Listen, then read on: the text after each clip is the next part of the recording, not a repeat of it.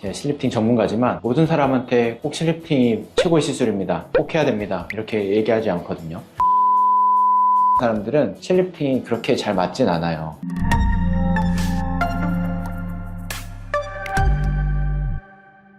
안녕하세요, 리프팅장의 김수현입니다. 오늘은 조금 솔직한 이야기를 해보려고 해요. 제가 상담할 때 제가 실리프팅 전문가지만 모든 사람한테 꼭 실리프팅이 최고의 시술입니다, 꼭 해야 됩니다 이렇게 얘기하지 않거든요. 정말 아닌 것 같은 사람들은 제가 실리프팅 하지 마세요 라고 솔직하게 얘기하는 편입니다. 그래서 좀 솔직한 면들 때문에 환자분들이 좀 신뢰를 더 갖고 오시는 것 같고, 제가 따로 상담비를 또 받는 이유도 그런 이유 때문이에요. 전문가의 눈에서 이분이 어떤 시술이 적합하고 정말 아니면 아니라고 얘기를 해줄 수 있는 그런 의사가 그렇게 많지는 않거든요 사실. 예를 들어 거상 수술을 한 병원 가면 정말 거상할 게 아닌 사람들한테도 거상을 막 권하고 있는 행태들을 가끔 보게 됩니다. 그렇게 좀 솔직하지 못한 병원들이 많아서 저는 좀 최대한 솔직하게 좀 말드리려고 노력하고 있거든요. 그래서 오늘 그거에 대한 일환으로 실리프팅 이런 분들은 절대 하지 마세요 라는 컨셉으로 영상을 좀 준비했습니다.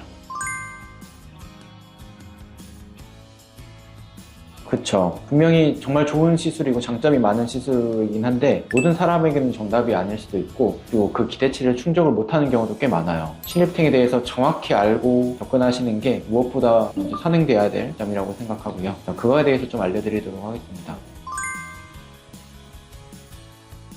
얼굴에 지방량도 많고 피부에 탄력도 있으면서 약간 땡글땡글한 사람들이 있거든요. 그런데 약간 처짐이 고민이신 분들이 간혹 있어요. 예를 들어 라미란 씨 같은 사진 제가 많이 쓰는데, 이런 분들은 아무리 세게 당기는 실을 하더라도 일반 분들에 비해서 효과가 많이 떨어집니다. 손가락으로 한번 해보시면 제일 쉬워요. 이게 이제 쭉쭉 잘 올라가는 살성이 있는가 하면 이렇게 당겨도 별로 안 올라가는 사람들이 있거든요. 이런 걸로 좀 판단하시면 좋아요. 손가락을 두 개, 세 개 정도로 잡고 이 광대 쪽을 한번 눌러보시고 위로 한번 당겨보세요. 잘 올라가시나요? 그러면 실리프팅에 적합한 피부 탈성이라고 판단하시면 되겠습니다.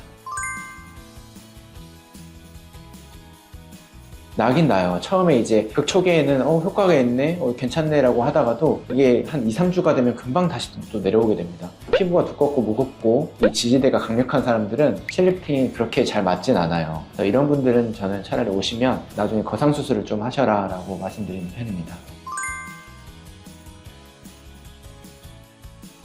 일단은 그 얼굴에 지방량이 많고 얼굴이 커 보이는 분들이 많을 거예요. 빵빵하고. 그런 분들은 볼륨을 줄이는 시술들을 먼저 하시는 게 좋고, 대표적으로는 브이올렛 같은 지방 녹이는 주사라든지 울세라 사마제 같은 피부를 타이트닝 시켜주는 장비들이 있어요. 그런 것들을 꾸준히 해주시는 게 실리프팅 하시는 것보다 더 나으신 판단일 거라고 생각합니다.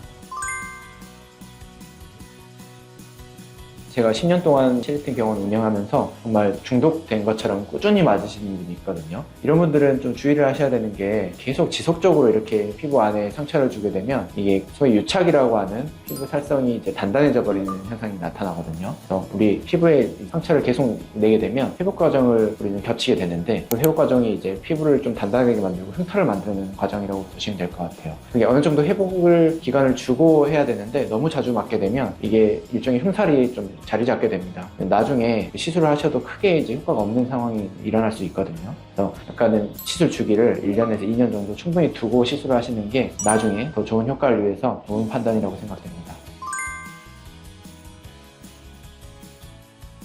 세 번째로는 피부가 너무 얇은 사람들은 실리프팅 하게 되면 실의 두께가 상당히 두껍거든요. 근데 이제 피부가 상대적으로 이제 버퍼링 되는 우리 피부가 너무 얇다 보면 피부에 딤플이 생기거나 실의 흔적이 특정 빛의 각도에서 보이게 되는 현상이 생길 수 있어요. 피부가 너무 얇은 분들은 실리프팅을 추천하지 않는 편입니다.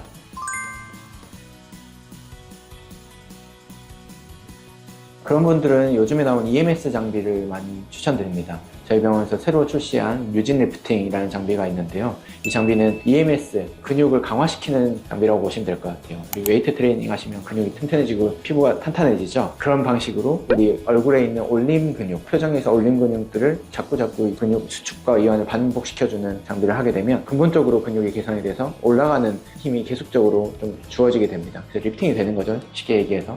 이렇게 눈썹이 좀 처진 분들은 올릴 수도 있고, 이런 내림근들을 조금 더 위로 활성화시켜줘서 통해서 리프팅하는 방식들이 있어요. 피부가 얇거나 너무 흐물흐물하시고 만졌을 때 각막이 탱글탱글하지 않으신 분들은 이런 엠페이스나 류진 리프팅 같은 EMS 장비를 통해서 좀 안전하게 리프팅하시는 방법들이 있기 때문에 이런 방식들을 쓰시는 게 실리프팅보다는 더 안전할 것으로 생각됩니다. 그래서 오늘 말씀드린 이 세 가지 크게는 피부 너무 이제 단단하고 두꺼우신 분들, 그리고 두 번째로는 피부가 너무 얇은 분들, 세 번째로는 실리프팅 시술 너무 많이 해서 유착이 심하신 분들, 이 세 분은 좀 실리프팅을 권하지 않는 편이고 세 분들은 좀 다른 시술들을 상담을 통해서 결정하시는 게 더 안전하다고 생각이 들고요. 안전하게 시술만 하고 시술 선택만 잘 하면 실리프팅은 정말 좋은 시술이고 수술을 제외하고는 가장 좋은 시술이라고 저는 개인적으로 생각합니다. 안전하게 실리프팅 받고 좀 더 젊고 건강한 얼굴 되찾으셨으면 좋겠습니다.